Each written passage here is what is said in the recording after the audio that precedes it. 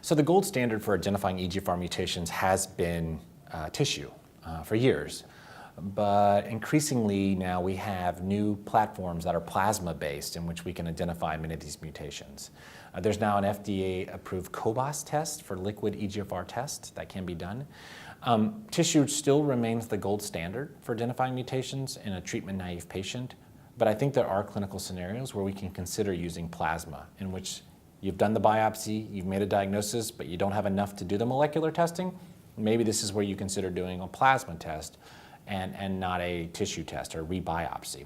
And certainly in the resistant setting, patients that are on an EGFR TKI who are developing resistance, to identify that relevant actionable T790M mutation, we can do a plasma test. There's been some very good data looking at the specificity of plasma versus tissue for EGFR in treatment-naive patients. That's quite good. The specificity is as high as 100%, meaning if it's positive in the blood, there's a 100% chance it's positive in the tissue. So things are changing. We haven't sorted out how to use plasma in the treatment-naive setting yet, but more and more there are scenarios that I'm seeing where plasma is being incorporated into decision-making up front. With regard to tissue versus plasma testing, the gold standard remains tissue testing for treatment-naive patients. When they're first diagnosed, you absolutely have to get a tissue biopsy if it's at all possible. This is required for diagnosis, and it gives you a very good shot to identify molecular markers and perform PD-L1 staining, which can't be done in plasma. However, if tissue is not available, a biopsy cannot be performed, or there is not sufficient tissue remaining from that biopsy, then it is reasonable to do a liquid biopsy in a treatment-naive patient. What you have to remember with a liquid biopsy is that in some cases it will miss identification of molecular markers.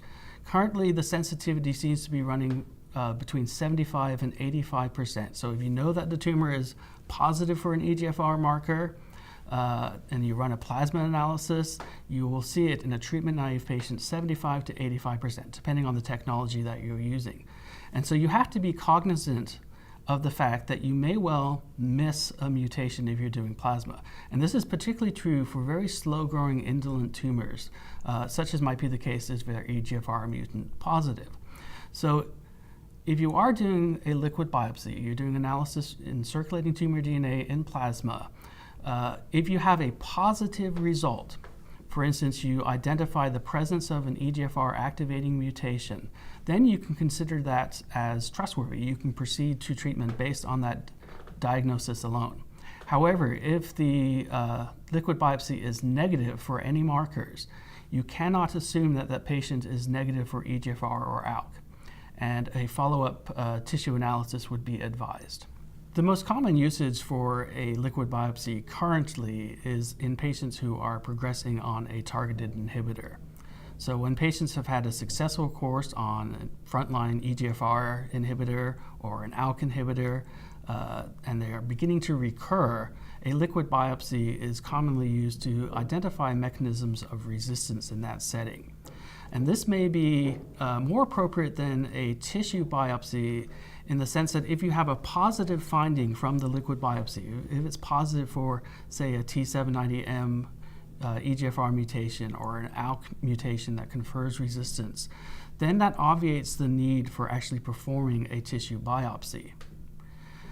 And the advantage there, obviously, is that you're going to spare the patient a lot of trouble involved in the biopsy.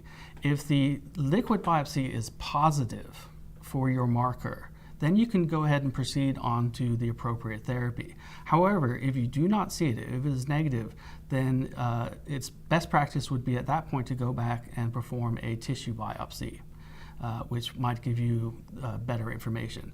You have to remember that in a liquid biopsy setting in patients who are just starting to progress, it's very easy to miss the circulating tumor DNA. It's very dependent, there's a lot of biology involved here, and it's very dependent on how much DNA the tumor is particularly shedding. So if you have a very slow-growing metastatic lesion, which is common for a T790M, you might have very low levels in plasma. It might be that 2 or 3 weeks later, you might actually start to detect the presence of a T790. But you should make no assumptions about the results of a liquid biopsy if you see no data. No data should be considered as inconclusive.